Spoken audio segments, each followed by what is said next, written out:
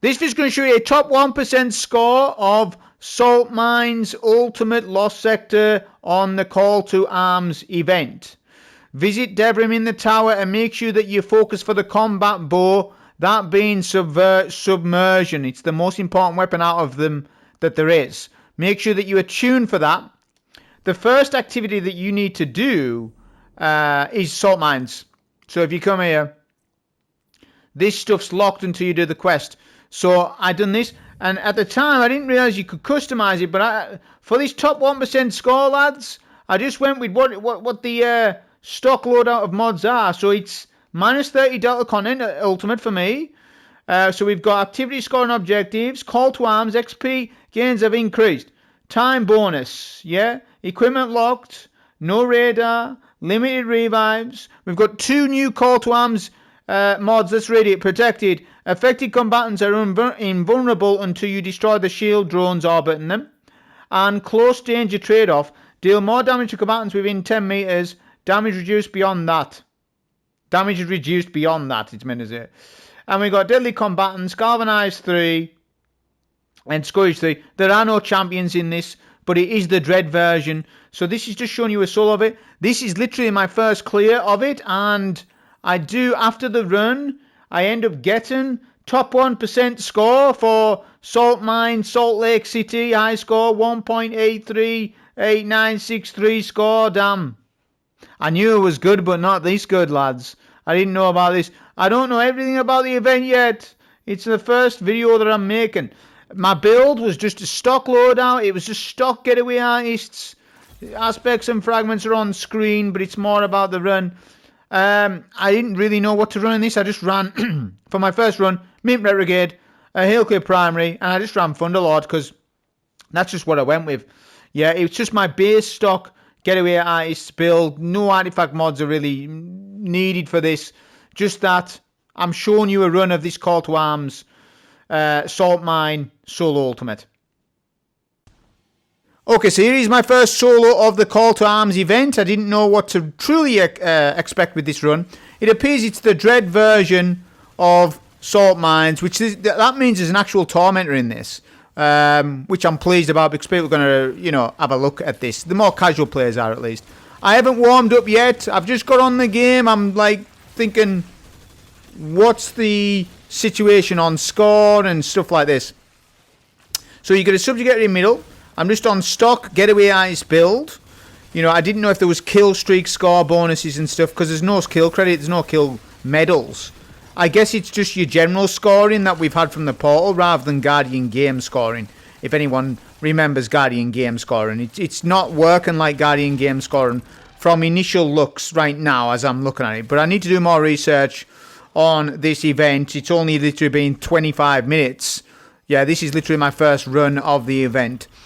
There will be farms from me about this event, especially for the combat bow subversion. Yeah, there's going to be dedicated videos for that, especially the God Roll video for that as well, because now I can farm it. In actual fact, I now have all rolls needed to test the bow. Expect the crossbow God Roll video to be out in a day or two. Yeah, I'll start working on that. Here we go. Specialist enemies, drones. Oh no, it's Europa all over again. Now, what's the problem, lads? Can you see the problem? What's the problem? There's no aim assist. Yet again, console players are getting suffered. We're suffering yet again. There's no aim assist for the drones. So you've got to shoot the drones to take down the enemy's shield, which is very nice. I like it. But there's no aim assist. There's no stickiness, and that's a problem. Yeah, console players without aim assist, we're nothing. I'm nothing without it. Damn, we crutch on aim assist, we do. But man, when we're without it, yeah, we're shirtless. I'm almost shirtless in this run. Yeah? My God, where's my EA? Where's my beloved aim assist for drones? But have you noticed, everybody, what's going on with this run? I'm going to point out in about 20-30 seconds. I want you to guess what's going on now with the drones, the trick. There's a trick that's been discovered by accident. Just watch. I'll point it out again when it comes up. You should have realised by now. If you haven't, I'm disappointed in you. You should be very observant and assertive. I want you to be very assertive day one. Day one of any event, anything, new mods, I want you to be very assertive, and I'm teaching you how to do that. But just watch what comes up. You got to shoot the splinters. There's 9, 3 a room. However, on the second room, it takes ages and ages for the dread enemies to come out, and you've got to kill them. The door will not open until you kill all these damn attendants. Seems to be that every now and then one of them will have the drone mechanic. And remember, you do more damage within 10 meters. So that's why I did go with a close quarter build like this.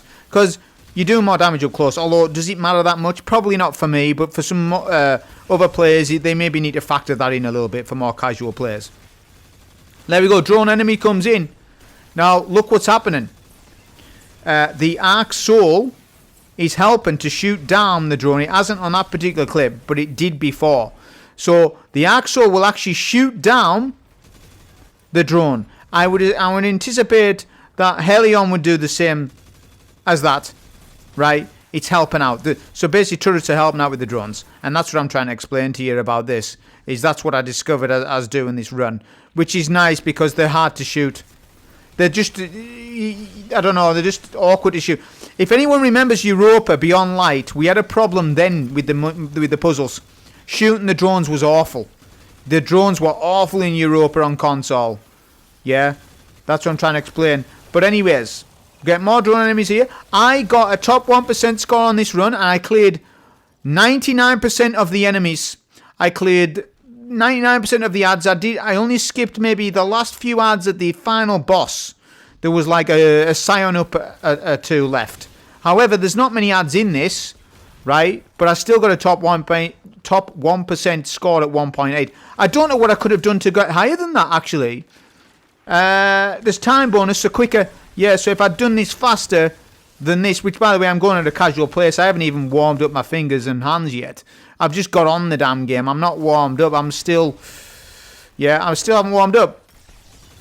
So, I guess going quicker, shut up Discord, I guess going quicker would have been better. Oh, he's this Vanguard's most wanted. He flees. So I'm very confused at this minute. I'm like, where is he? Yeah, I want to kill him for points because most wanted targets are low. Let's see. I can't mind if I kill him or not, but he's disappeared. I think he's gone. I think we've lost him. So I actually could have... Oh, no, he's here. He's here. Transcendence pop. Yeah, I need to kill him for the points. He's immune. Where's he gone, though, dude? There's no way he goes that quick. Where's my most wanted target? For the first time ever in the game, I need him. Where's he gone? Grimm's pushed me from behind. Where's the most wanted target? Has he refleed now? He's probably fleed. So I've actually lost points, and I should have supered there. However, I end up using a good super. You'll see coming up. It's actually a very good one on countering tormentors. We'll just watch this. Turrets go down. Yeah. And we start shooting the shoulder pads. Whip out a bit of T-Lord. I've got ammo now. Then we use Mint. The boss has done his attack. We pop super. Watch his back up. Watch his back pedal. Do you see that back pedal? Whilst it might not look like a lot, he would have debuffed me there. So do you see what was happening there? With control of Tormentor. When they jump up like that, if you do pop super in that animation, as they jump up, back pedal. Back pedal out of that radius. Do not let that Tormentor debuff you. I bet you there's hundreds of people today that get debuffed by him today. I bet you there's hundreds of Guardians who'll get debuffed by him. That backpedaling there was exactly what I needed to do.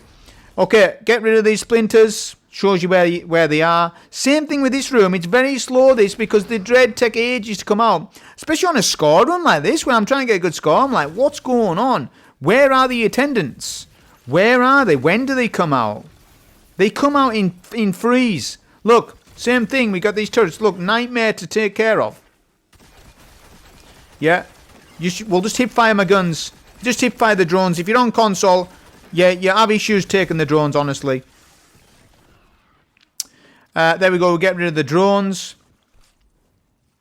We should be just going to the final boss now, but we're still waiting on dread enemies, look. So it really does squeeze the time out of this run. I wish it was probably... The Taken version would have been a better run for this, but it will be the Taken version. If Salt Mines, I don't know how Call to Arms event exactly works yet, But if it's if it's the salt mines tomorrow, it will rotate to the taken version. Because if you don't know which solo ops and lost sectors, there's different rotations of lost sectors that rotate on a daily basis. However, there's some of them that don't, but this one in particular does. So if it's still salt mines tomorrow, which I believe it is, I believe it will be, right? Because it's on the score list. It's on this list, and yeah, it will be then, I guess. I guess it'll be for a week. Not sure. I wish we had tooltips in the game to immediately tell us rotations and what the event is. Because what's going to end up happen is we're going to just have to play the game until we figure out all this stuff, which is going to take a few hours or what have you, to figure out all sorts of things. So I get a turret down here. I couldn't remember that there was 2 subjugators. There's 2 subjugator bosses. I do bait and switch rotation here. Yeah, I'm actually trying to kill this boss because I'm thinking, should I clear out more ads or should I just kill the boss? And I was thinking just for time bonus. So I get that time bonus score, remember? So I was like, yeah, I'll just kill the boss. There's barely any ads, look. Pop of Transcendency, debuff, Facet of Dominance, T-Lord, a bit of Thunderlord. Yeah, I'll do a bait and switch rotation in a minute. Another debuff, the grenade goes down. A Scion Attendant there is to my right. I'm figuring just to cut the losses of this run and just do it. This is my first run, by the way. I pop a Song of Flame to finish the boss off. There's barely any ads there, so I think it's worth just to do that.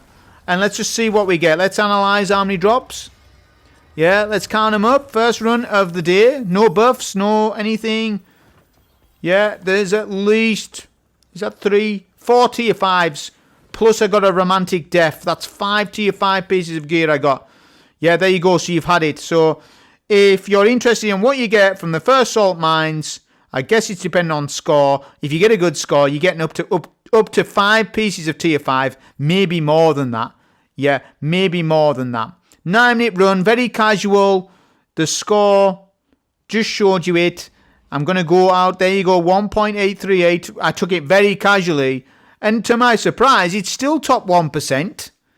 Damn, I'm playing the wrong game. I should be going to play other games, man. Piece of piss. There you go. Hope you enjoy. Thank you.